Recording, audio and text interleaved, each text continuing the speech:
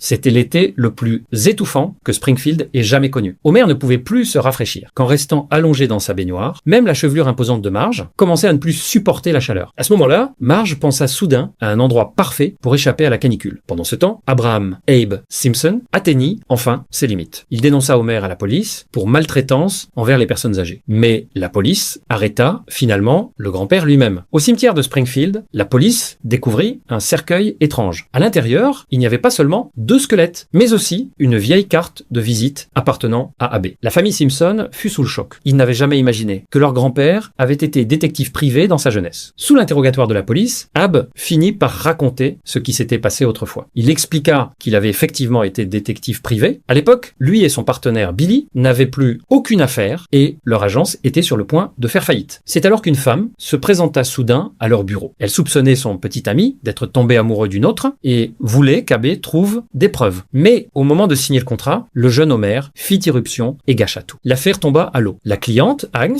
commença alors à douter du professionnalisme d'Abe et confia l'enquête à Billy. Ainsi, les 2 squelettes retrouvés dans le cercueil n'avaient en réalité aucun lien avec Abe. Mais à partir de ce jour-là, Billy disparut mystérieusement. Abe fit ensuite réimprimer ses cartes de visite et continua son activité. Cependant, le chef Wiggum ne crut pas à son histoire et voulut l'emmener au commissariat. Mais Homer, lui, trouvait tout cela parfaitement normal. Après tout, son grand-père n'avait jamais cherché sa propre femme disparue, ni retrouvé un chien perdu. Et lorsque Homer s'était perdu au zoo, enfant, Abe ne s'en était rendu compte qu'après avoir vu un chimpanzé dans un siège bébé vomir, et encore aujourd'hui, il envoie des cartes d'anniversaire à ce singe. Pour faire la lumière sur cette affaire, Lisa décida de poursuivre l'enquête. Elle découvrit une trace de sang sur l'ancienne carte de visite. Après analyse, il s'avéra qu'il s'agissait d'un groupe sanguin extrêmement rare, ce qui permit de réduire considérablement le champ des suspects